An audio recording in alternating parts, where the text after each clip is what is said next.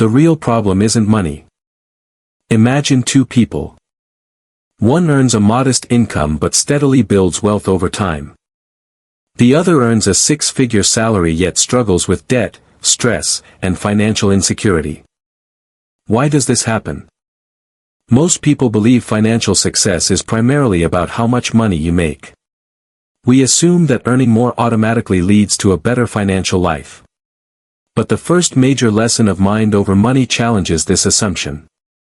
The book argues that money problems are often not money problems at all. They are behavior problems. Think about it. Most people already know the basics of good financial management. They know they should save money. They know they should avoid unnecessary debt. They know they should invest for the future.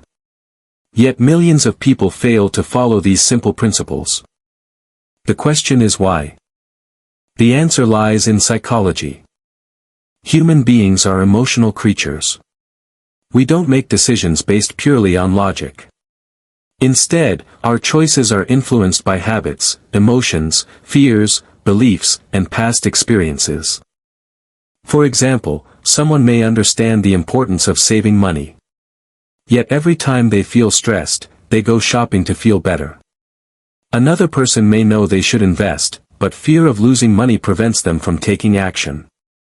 In both cases, knowledge isn't the problem. The real issue is behavior. The authors explain that financial success depends less on intelligence and more on self-awareness. People often assume that if they learn enough about investing, budgeting, or economics, their financial problems will disappear. But knowledge alone rarely changes behavior. Think about health. Most people know that exercising regularly and eating healthy foods are beneficial. Yet many struggle to maintain those habits. The same principle applies to money. Financial success requires understanding not only numbers but also yourself. One of the book's most important messages is that money is deeply emotional. Every financial decision carries psychological meaning. Spending, saving, investing, and earning are all connected to emotions and beliefs. This means that improving your finances starts with understanding your own mind. Ask yourself, what emotions do you feel when you think about money? Do you feel excitement? Fear? Anxiety? Stress? Confidence? The answers reveal more about your financial future than you might think. The chapter concludes with a powerful insight. If you want to change your financial life, don't focus only on your bank account. Focus on your behavior. Because your behavior creates your financial results. And behavior is shaped by the beliefs and emotions hidden beneath the surface. Your money. Have you ever wondered why some people are natural savers while others struggle to keep money in their bank accounts? Why do some people fear spending even when they have plenty of money, while others spend freely despite being deeply in debt? The answer may have less to do with financial knowledge and more to do with something called your money story. According to Mind Over Money, every person develops a unique relationship with money long before they earn their first paycheck.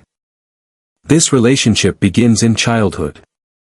As children, we constantly observe the world around us. We watch our parents make financial decisions. We hear conversations about bills, debt, success, and wealth. We absorb emotional reactions to money without even realizing it. Over time, these experiences become the foundation of our beliefs about money. Imagine a child growing up in a household where money is always a source of stress. Every month there are arguments about bills.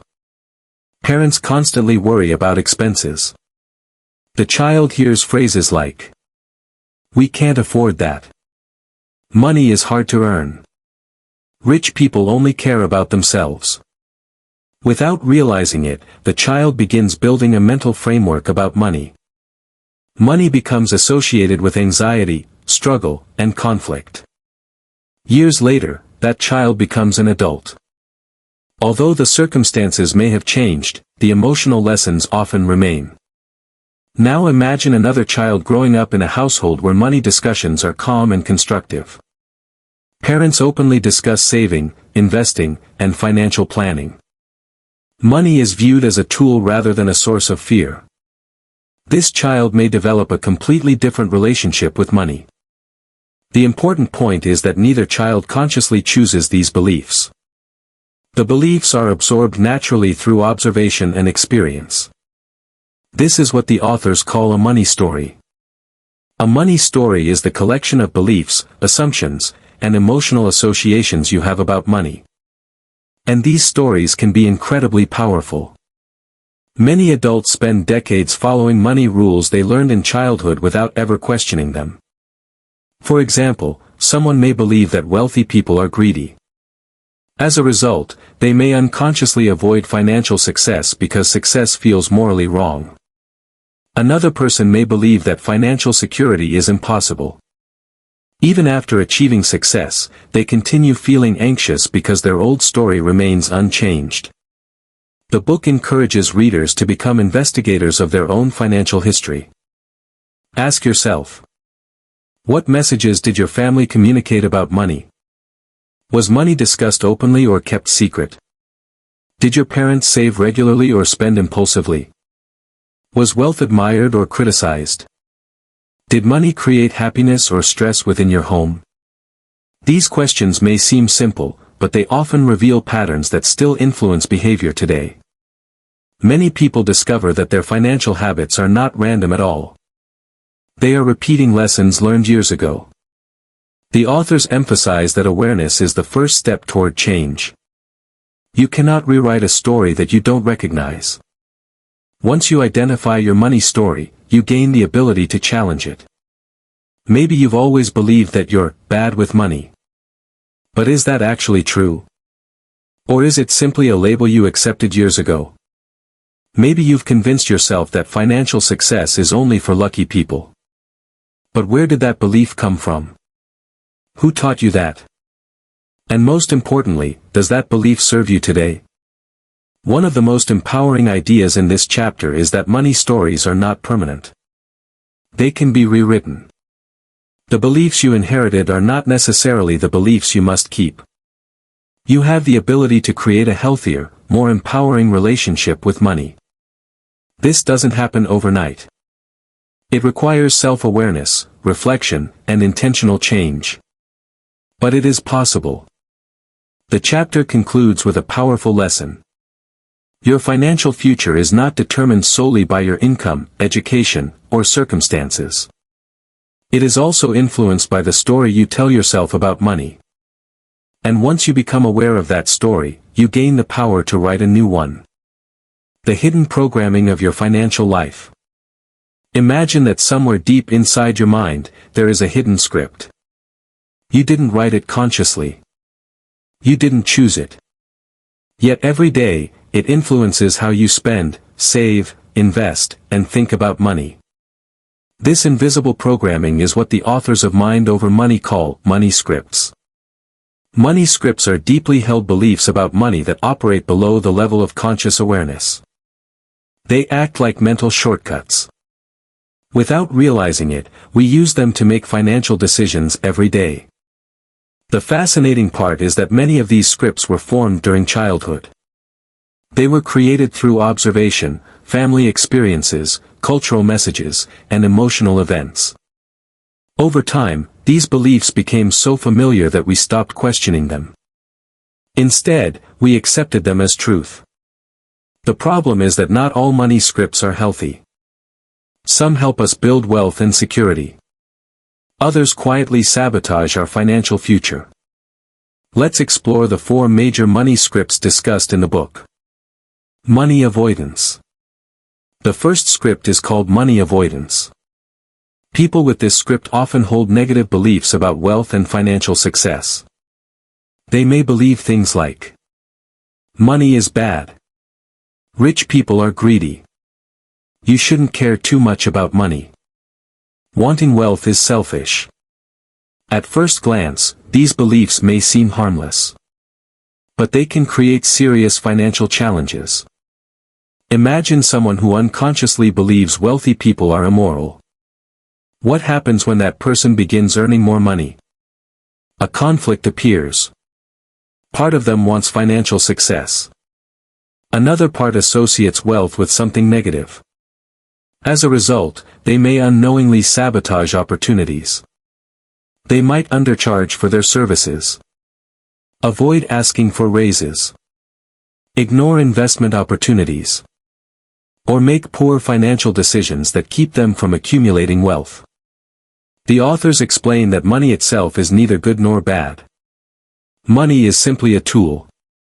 Like any tool, its impact depends on how it is used.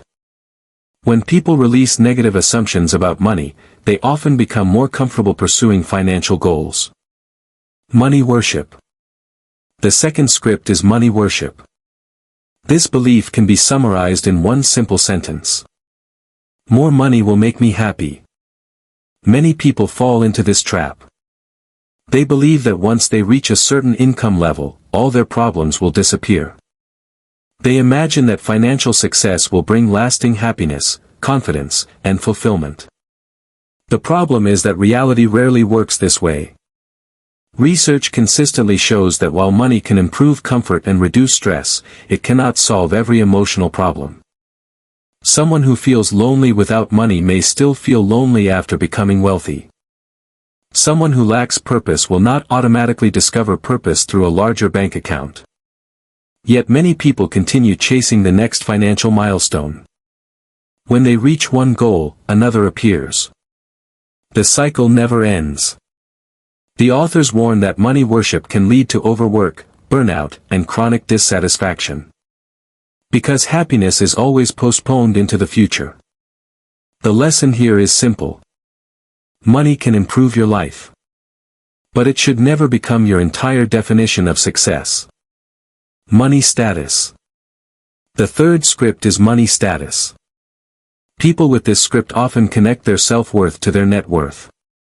In other words, they believe their value as a person depends on how much money they have. This mindset often creates a strong desire to appear successful. As a result, people may spend money they don't have to impress people they don't know. Luxury cars. Designer clothing. Expensive gadgets. Prestigious addresses. None of these purchases are necessarily bad. The problem arises when they are used to prove personal worth. Social media has made this issue even more powerful. Every day, people compare themselves to carefully edited versions of other people's lives. They see vacations, luxury purchases, and apparent success. What they don't see are the debts, sacrifices, and struggles behind the scenes. Comparison creates pressure. Pressure creates spending. And spending often creates financial stress. The authors encourage readers to separate personal value from financial status. Your income may change. Your investments may rise and fall. But your worth as a human being remains constant. Once people understand this, they become less vulnerable to status-driven financial decisions. Money vigilance. The fourth script is money vigilance. Of all the scripts discussed in the book, this one is often associated with positive financial outcomes. People with money vigilance tend to be careful, responsible, and disciplined. They save regularly. Avoid excessive debt. Plan for the future. And think carefully before making purchases. These habits can contribute significantly to long-term financial success. However, the authors point out that even positive traits can become unhealthy when taken to extremes. Some highly vigilant individuals become overly anxious about money. Even when they have enough savings, they continue worrying. Even when they can comfortably afford something, they feel guilty spending.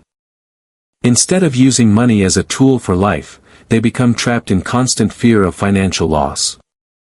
The goal is balance. Being responsible without becoming obsessed. Being careful without becoming fearful. Saving for tomorrow while still enjoying today. Identifying your own money scripts. One of the most powerful exercises in this chapter is learning to identify your own money scripts. Ask yourself, what do I truly believe about money?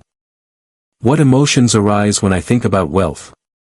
Do I see money as freedom, Security. Stress. Power. Responsibility. Do I believe I deserve financial success? Or do I secretly feel uncomfortable with it?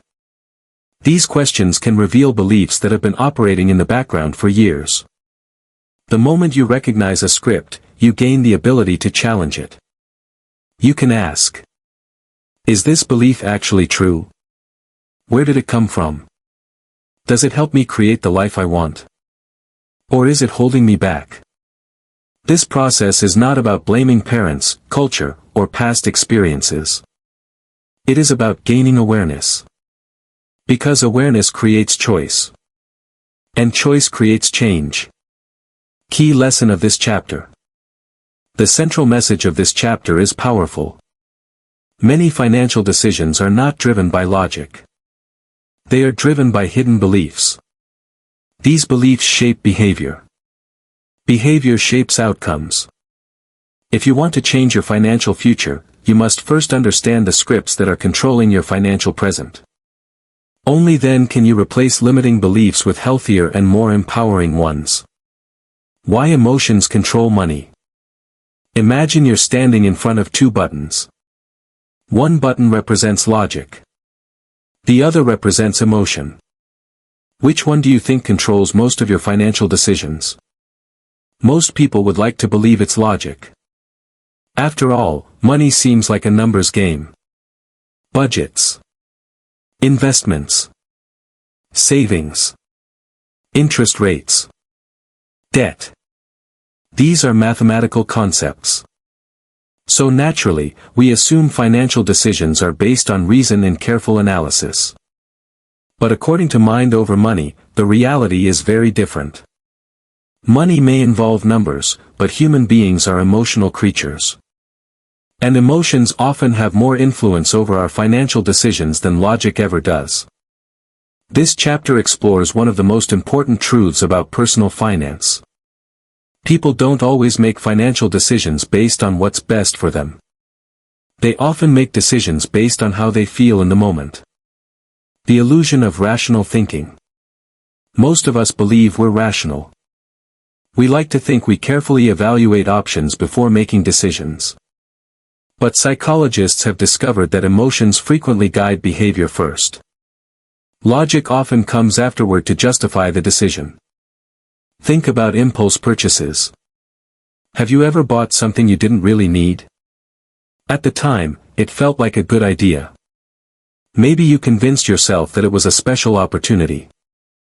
Maybe you said it would improve your life. Maybe you believed you deserved it after a stressful week. Later, when the excitement disappeared, the purchase didn't seem nearly as important. What happened? Emotion made the decision. Logic simply created the explanation. This pattern appears in countless financial situations. The book argues that understanding emotional triggers is one of the most important skills anyone can develop. Fear and money. Fear is one of the strongest financial emotions. And it influences people in powerful ways. Fear can prevent someone from investing. Fear can cause people to keep all their money in cash. Fear can stop people from starting businesses. Fear can make individuals avoid financial planning altogether. In many cases, fear isn't based on facts. It's based on uncertainty. The human brain dislikes uncertainty. It prefers safety and predictability. Unfortunately, every financial decision involves some level of uncertainty. Investments can go up or down. Businesses can succeed or fail. Jobs can change. Markets can fluctuate. Because uncertainty feels uncomfortable, many people choose inaction. But avoiding all risk often creates its own risks. The fear of losing money can prevent people from growing wealth. The fear of failure can prevent people from pursuing opportunities. The authors emphasize that successful financial decision-making doesn't require eliminating fear. It requires learning how to act wisely despite fear. Greed and overconfidence. While fear can hold people back, greed can push them too far. Throughout history, financial bubbles have followed a predictable pattern. People see others making money. Excitement spreads. Confidence grows. Risk seems to disappear. Everyone wants to participate. At this point, emotions begin replacing critical thinking. People stop asking important questions. Instead, they focus on potential rewards. The belief becomes, "This time is different." But eventually reality returns. Markets correct. Investments decline. And many people discover they made decisions based on excitement rather than analysis. The lesson is simple. When emotions become extreme, judgment often becomes weaker. Whether the emotion is fear or greed, balance is essential. Stress spending. One of the most common emotional money behaviors is stress spending. Many people use spending as a form of emotional relief. When they feel anxious, they shop. When they feel bored, they shop. When they feel lonely, they shop. When they feel overwhelmed, they shop. For a brief moment, purchasing something creates a feeling of pleasure. The brain releases chemicals associated with reward and excitement. The problem is that the feeling doesn't last. Eventually the excitement fades. But the financial consequences remain. Debt increases. Savings decrease. Financial stress grows. Ironically, the very behavior intended to reduce stress often creates more stress later. The authors encourage readers to become aware of emotional spending triggers. Before making a purchase, ask, "What am I feeling right now? Am I buying this because I need it?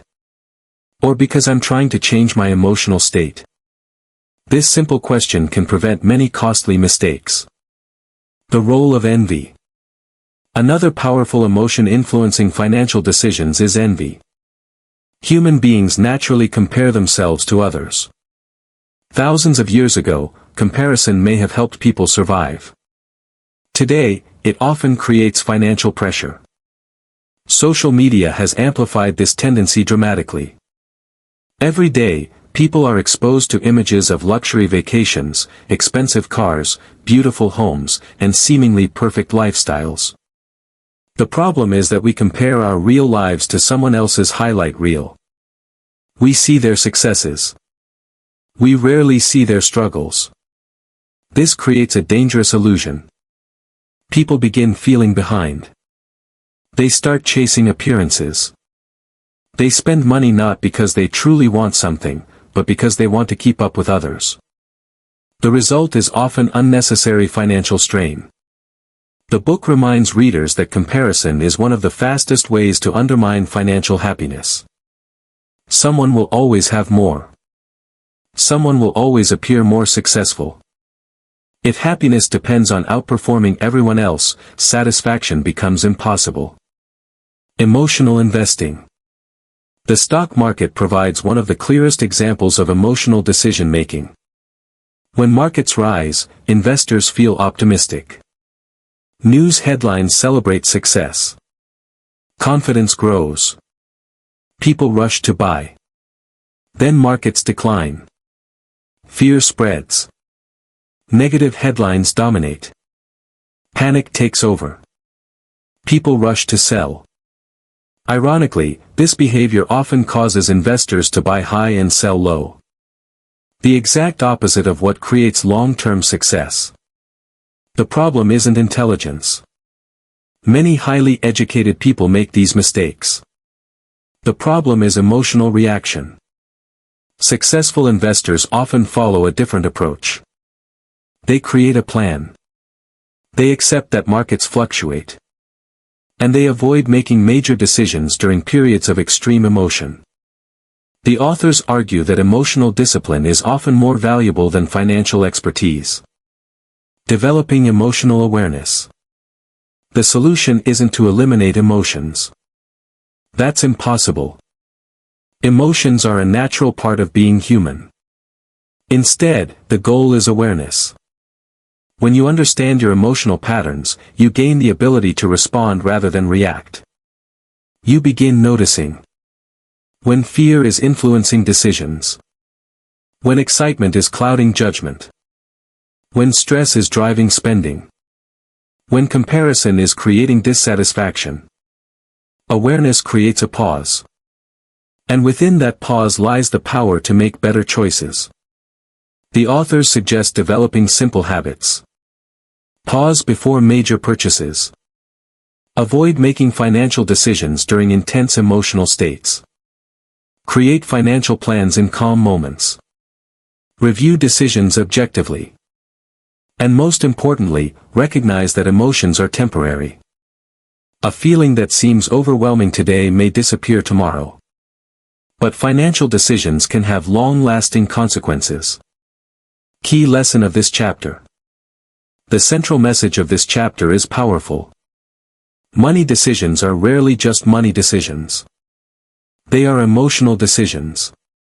Fear, greed, stress, envy, excitement, and anxiety all influence how people earn, spend, save, and invest. The individuals who achieve long-term financial success are not necessarily the smartest. They are often the ones who understand their emotions best. Because when emotions control your decisions, your finances become unpredictable. But when you learn to recognize and manage those emotions, you gain control over your financial future. Money and self-worth. Imagine waking up tomorrow and discovering that you've lost all of your money. No luxury possessions. No impressive job title. No expensive car. No financial status symbols. Now ask yourself a difficult question. Would you still feel valuable? For many people, the answer is uncomfortable. Because without realizing it, they have connected their self-worth to their net worth. This is one of the most important psychological traps discussed in Mind Over Money. The book explains that many people don't simply use money. They use money to measure themselves. And when that happens, financial decisions become deeply emotional. Because money is no longer just money. It becomes a reflection of identity. How society defines success. From an early age, most people receive messages about what success looks like. Success is often associated with a high income, a large house, a luxury car, designer clothing, expensive vacations, a prestigious career. These images surround us constantly. Advertisements promote them. Movies celebrate them. Social media displays them every day. Over time, many people begin to believe that financial success equals personal success. And if financial success equals personal success, then financial failure must mean personal failure. This belief creates enormous pressure. People start judging themselves based on external achievements rather than internal values. The result is a never-ending cycle of comparison and dissatisfaction. The dangerous question. Many people unknowingly ask themselves the same question throughout life. Am I successful enough? At first, the answer might depend on getting a better job. Then it depends on earning more money. Then it depends on buying a bigger house. Then it depends on reaching a higher income level. The target keeps moving. The finish line keeps shifting. No matter how much progress is made, it never feels like enough. Why? Because the problem isn't financial. The problem is psychological. When self-worth depends on achievement, satisfaction becomes temporary. Every accomplishment provides only brief relief before the next comparison begins. The authors suggest that many financial struggles originate from this endless search for validation. People spend money trying to feel valuable. They chase status trying to feel respected. They pursue wealth trying to feel worthy. But external success can never fully solve an internal problem. The status trap. One of the clearest examples of self-worth becoming attached to money is status spending. Status spending occurs when people buy things primarily to create an impression. The goal isn't necessarily enjoyment. The goal is recognition. approval, respect, admiration. Consider someone purchasing an expensive luxury car. There's nothing inherently wrong with buying a luxury vehicle. The question is why they're buying it. Do they genuinely enjoy it? Or are they hoping it will make them appear more successful? The distinction matters. Because when purchases become tools for self-validation, they rarely provide lasting satisfaction. The excitement fades. The payments remain. And soon another purchase seems necessary. The cycle continues. The authors describe this as a dangerous pattern because it transforms money into a source of emotional dependence. People begin looking outside themselves for a sense of value that can only come from within. The comparison problem. Comparison is one of the greatest threats to financial well-being. Human beings naturally compare themselves to others.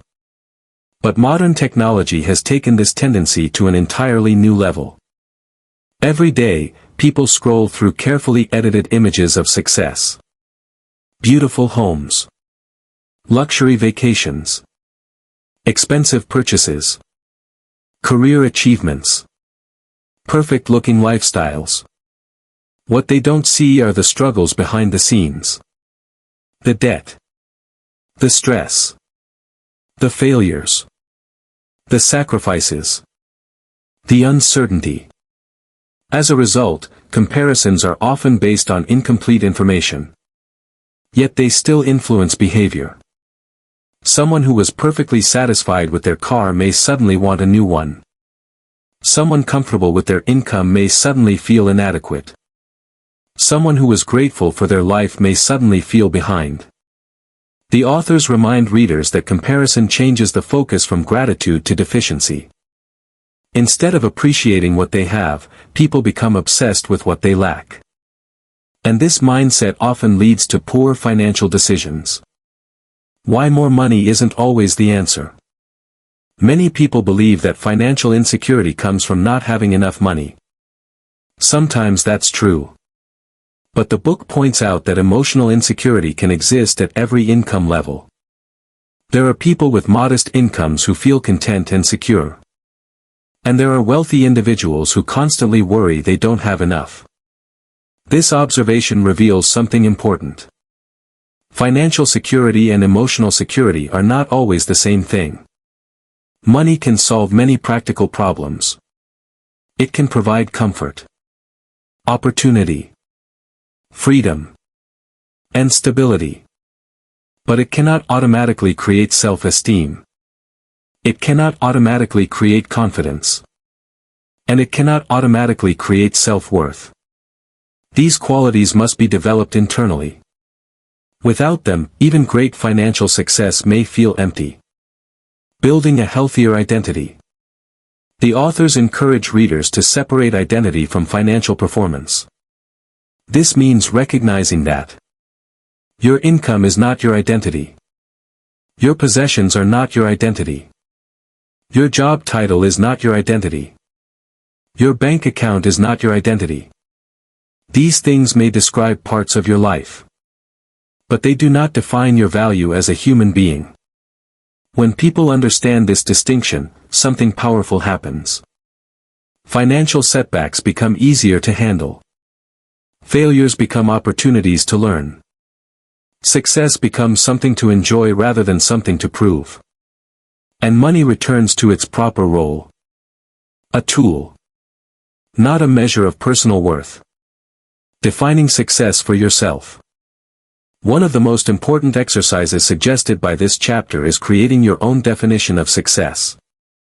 Many people spend years chasing goals they never consciously chose. They pursue lifestyles promoted by society. They follow expectations established by others. But true financial well-being requires clarity. Ask yourself, what does success actually mean to me? Does it mean freedom? Security? Time with family? Meaningful work? Good health? Personal growth? The answer may look very different from the image of success promoted by society. And that's perfectly okay. In fact, it may be the key to living a more fulfilling life. Because when success is defined by personal values rather than external validation, financial decisions become more intentional and less emotional. The central message of this chapter is simple but profound. Your net worth and your self-worth are not the same thing. Money can improve your circumstances, but it does not determine your value. The moment you stop measuring yourself by financial status, you gain freedom. Freedom from comparison. Freedom from constant validation. Freedom from the endless pursuit of proving your worth. And with that freedom comes a healthier relationship with both money and yourself. The dangers of financial denial. Imagine you're driving down a highway. Suddenly, a warning light appears on your dashboard. Instead of checking the problem, you place a piece of tape over the light. The warning disappears. At least visually. But the problem itself remains. In fact, it may be getting worse. This is exactly how many people treat their finances. Instead of confronting financial problems, they avoid them. They ignore them. They postpone them. They pretend they don't exist. And according to Mind Over Money, this habit of financial denial can be one of the most destructive behaviors a person develops. Because problems that are ignored rarely disappear. They usually grow. Why people avoid their finances? At first glance, financial denial seems irrational. Why would someone avoid looking at something so important? The answer lies in psychology. People avoid things that make them uncomfortable. And money often triggers powerful emotions. Fear. Shame. Embarrassment. Anxiety. Guilt. Regret. For many individuals, opening a bank statement feels stressful. Checking debt balances creates anxiety. Reviewing spending habits triggers guilt. Looking at retirement savings creates fear about the future. As a result, avoidance becomes a temporary coping strategy. The person thinks, "I'll deal with it later." But later becomes next week. Next month. Next year. And sometimes never. The problem is that avoidance creates the illusion of safety while making the situation worse behind the scenes. The cost of ignoring reality. Financial denial often begins with small behaviors. Ignoring account balances. Avoiding budgets. Not opening financial mail. Postponing investment decisions. Delaying tax preparation. Avoiding conversations about money. These actions may seem harmless individually. But over time they create serious consequences. Debt grows unnoticed. Savings remain inadequate. Opportunities are missed. Financial stress increases. Ironically, many people avoid their finances because they fear bad news. Yet by avoiding the truth, they often create worse news in the future. The authors emphasize a simple but powerful principle. You cannot solve a problem you refuse to acknowledge. Awareness must come before improvement. No matter how uncomfortable reality may be, seeing the truth is always the first step toward change. The emotional side of denial. Financial denial isn't just about numbers. It's often connected to identity. Many people have a picture of who they believe they are. Responsible. Successful. Financially stable. When reality doesn't match that image, discomfort appears. For example, someone may consider themselves financially responsible. Then they review their spending and discover a large amount of unnecessary purchases. The discovery creates emotional tension. Psychologists call this cognitive dissonance. It's the discomfort people feel when reality conflicts with their beliefs about themselves. One way to reduce that discomfort is to make changes. The easier way is to avoid looking altogether. Unfortunately, avoidance prevents growth. The authors explain that financial maturity requires the courage to face reality honestly, even when the truth is uncomfortable. The fear of making mistakes. Another reason people avoid financial matters is fear of making mistakes. Many individuals believe they need to understand everything before taking action. They think, "I don't know enough about investing. I'm not good with money. I'll probably make the wrong decision." As a result, they do nothing. But the book points out an important truth. Inaction is also a decision. Choosing not to save is a decision. Choosing not to invest is a decision. Choosing not to plan is a decision. And these decisions carry consequences just like active choices do. Waiting for perfect knowledge often leads to missed opportunities. The goal isn't perfection. The goal is progress. Small actions consistently taken are usually more valuable than perfect plans that never get implemented. The power of financial honesty. The opposite of denial is honesty. Not harsh self-criticism. Not shame. Simply honesty. Financial honesty means knowing how much you earn, how much you spend, how much you owe, how much you save, how much you invest. These numbers do not define your worth. They simply describe your current situation. And once you know your situation, you can improve it. Imagine two people. One has significant debt but understands exactly how much they owe. The other has similar debt but refuses to look at the numbers. Who is more likely to solve the problem? The first person. Not because their situation is better, but because they are facing reality. Awareness creates options. Denial eliminates them. Small steps create big changes. One reason financial denial feels overwhelming is that people try to solve everything at once. They imagine spending hours analyzing every detail of their finances. The task feels so large that they avoid starting. The authors suggest a different approach. Focus on small steps. Check your account balances. Track expenses for 1 week. Review your monthly subscriptions. Create a simple savings goal. Schedule a financial review. Small actions reduce fear. And momentum builds confidence. Over time, these small habits create significant improvements. The important thing is to begin.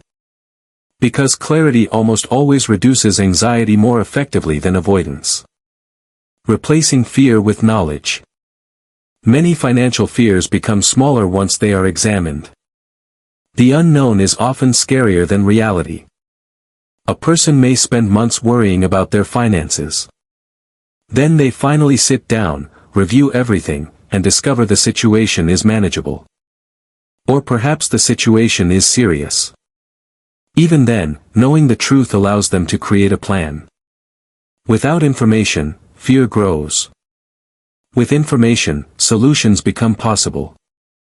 The authors repeatedly emphasize that financial awareness is empowering. The numbers themselves are neither good nor bad.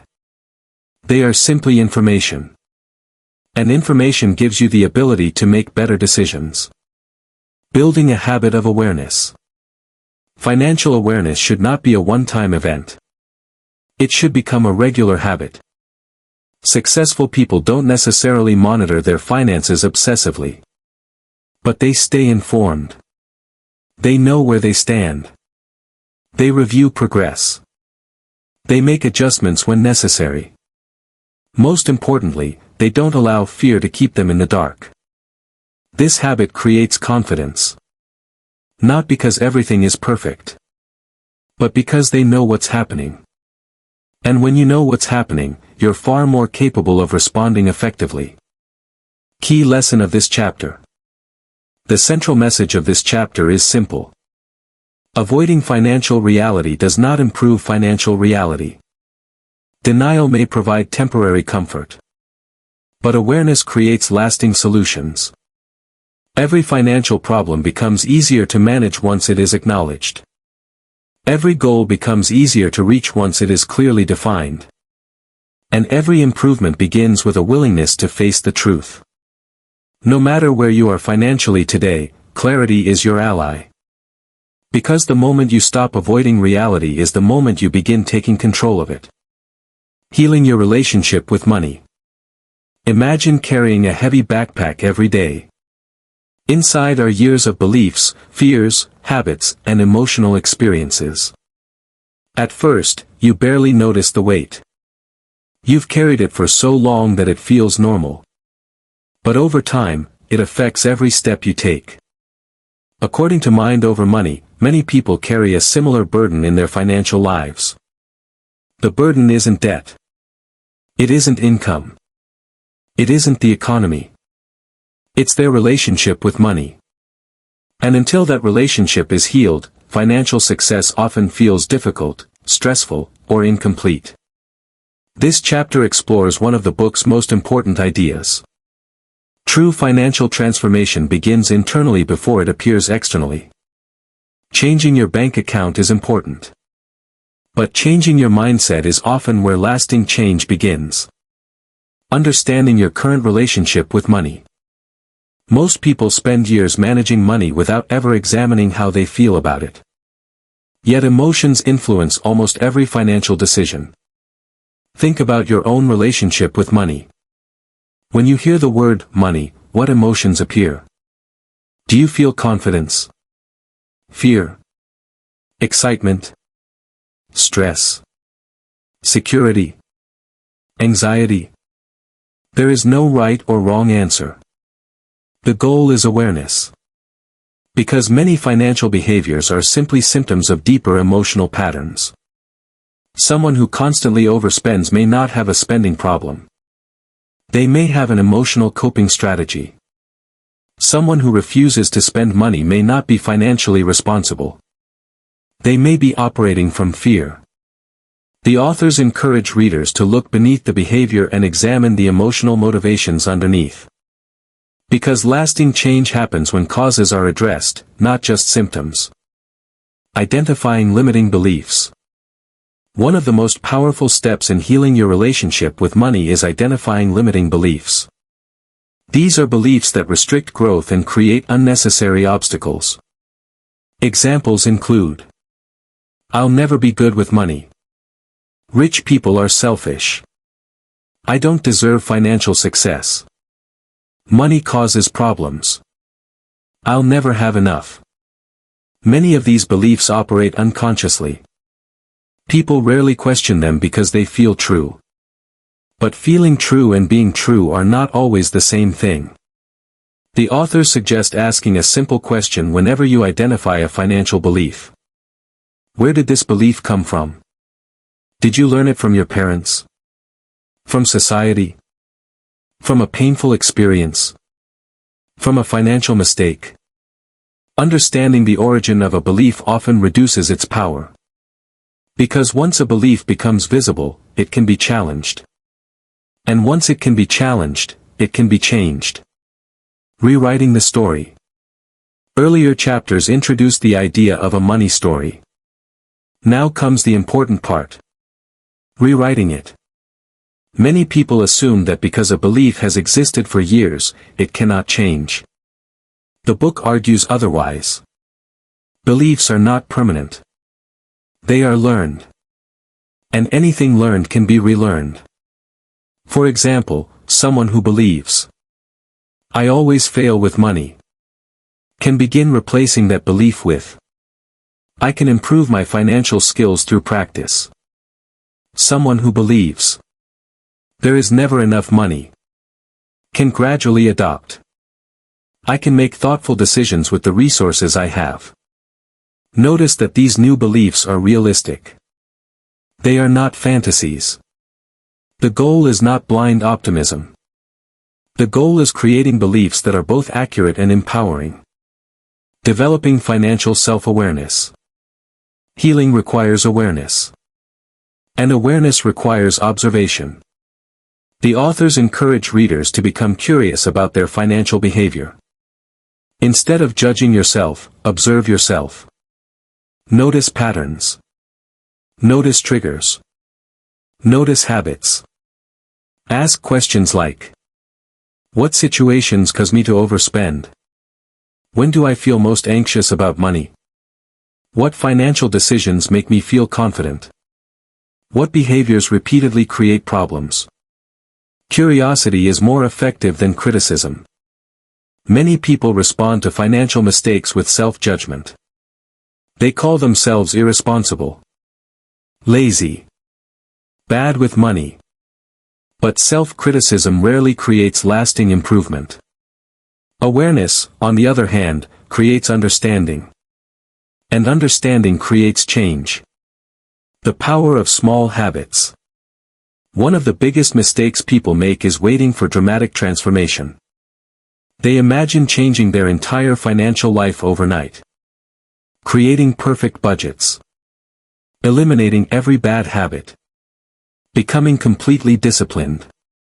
The problem is that major change rarely happens that way. The book emphasizes the importance of small, consistent actions. Saving a small amount regularly. Tracking expenses. Reviewing financial goals. Avoiding impulse purchases. Learning about investing. These actions may seem insignificant individually. But over time they compound. Just as small financial decisions create financial outcomes, small behavioral changes create personal transformation. The goal isn't perfection. The goal is progress. Practicing financial mindfulness. One of the most valuable tools discussed in this chapter is mindfulness. Financial mindfulness means bringing conscious attention to financial decisions. Instead of acting automatically, you pause and reflect.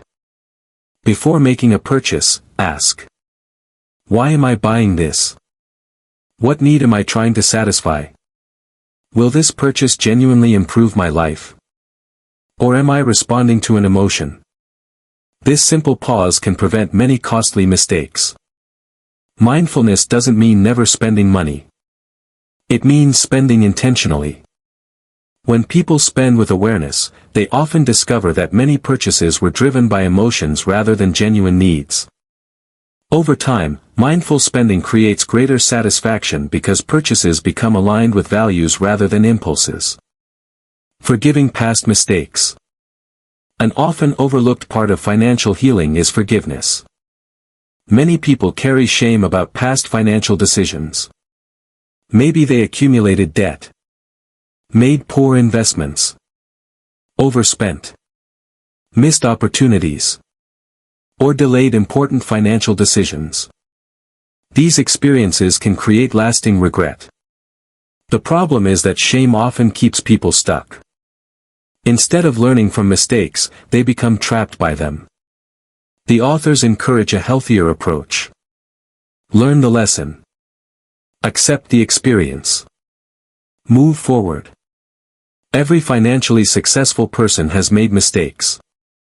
The difference is that they use those mistakes as education rather than identity. A bad decision does not make you a bad person. It simply means you made a decision that didn't produce the result you wanted. Growth begins when lessons are extracted from the experience. Creating a healthier future. Healing your relationship with money doesn't mean becoming perfect. It means becoming intentional. It means understanding your beliefs. Recognizing emotional triggers. Developing healthier habits. Making conscious choices. And treating money as a tool rather than a source of fear or validation. As these changes occur, something remarkable happens. Financial decisions become less stressful. Goals become clearer. Confidence grows. And money begins serving your life instead of controlling it. Key lesson of this chapter. The central message of this chapter is powerful. Financial healing begins with self-awareness. Before you can change your financial situation, you must understand the beliefs and emotions shaping your behavior.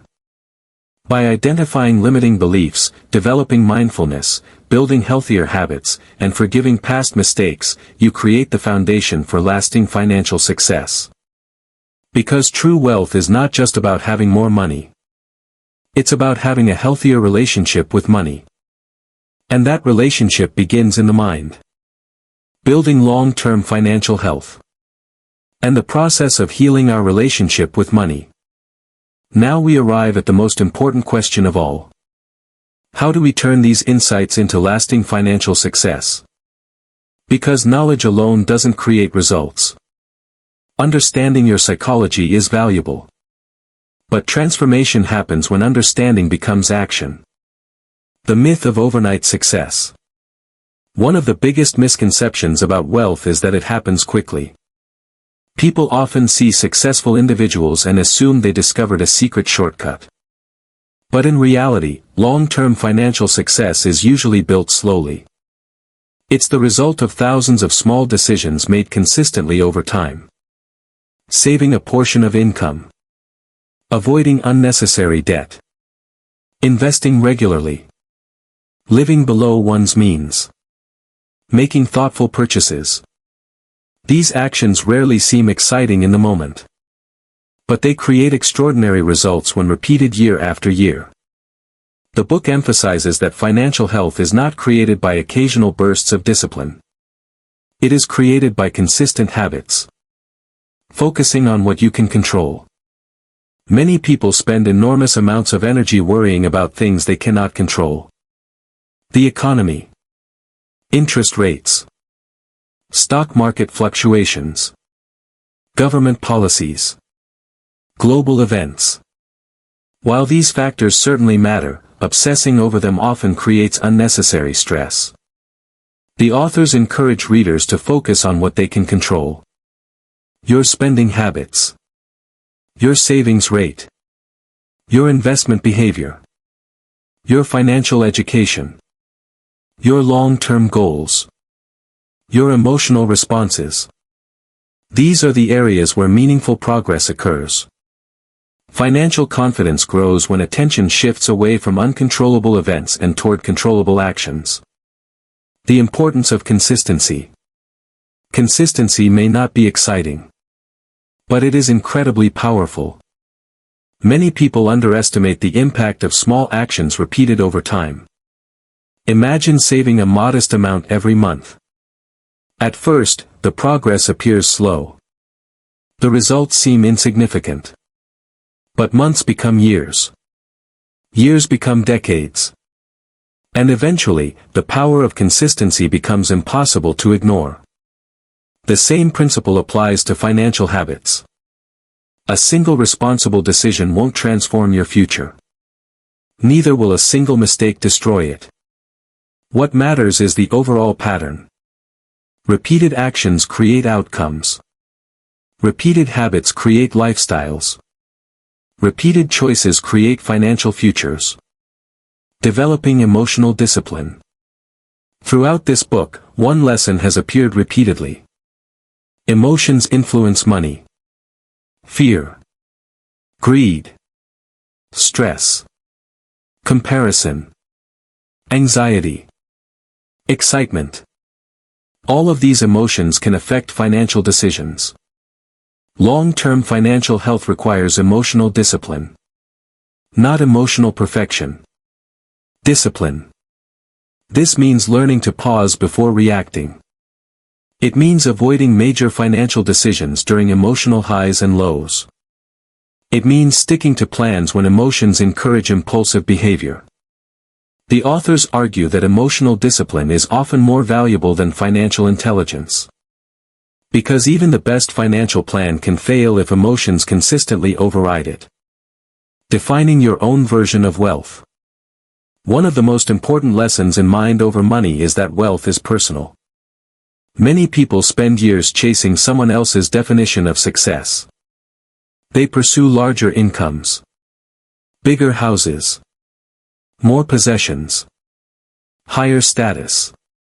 But true financial well-being begins when you define success for yourself. Ask yourself, what kind of life do I want? What matters most to me? What role should money play in my life? For some people, wealth means freedom. For others, security. For others, flexibility, family time, or meaningful work. There is no universal answer. The key is alignment. When financial decisions align with personal values, money becomes a tool for creating a meaningful life, rather than a source of endless comparison and pressure. Building a healthy money mindset. A healthy money mindset doesn't mean loving money. And it doesn't mean avoiding money. It means seeing money clearly, neither glorifying it nor fearing it. A healthy mindset recognizes that money is important, but it is not everything.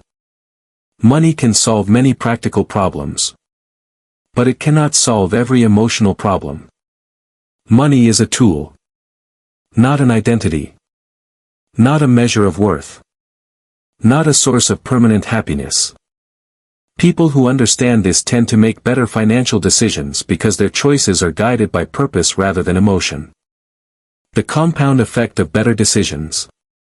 Every financial decision matters.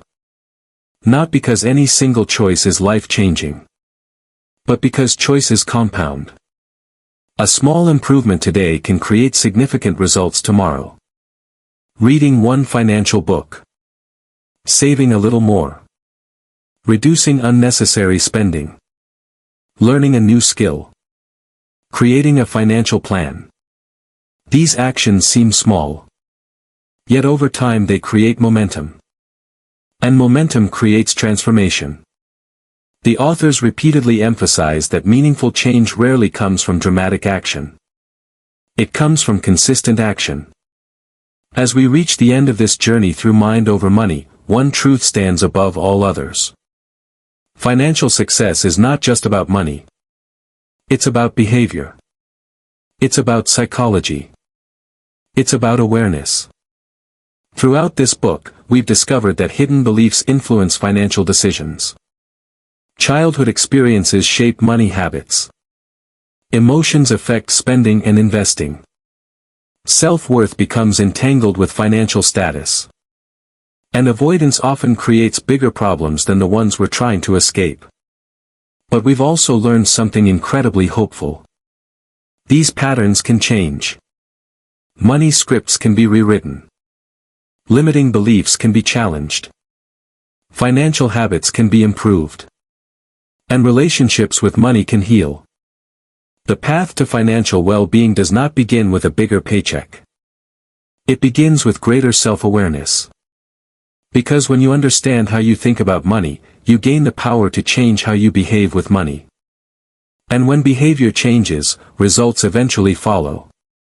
Remember, wealth is not built through a single decision. It is built through thousands of decisions made consistently over time. Small actions. Repeated often.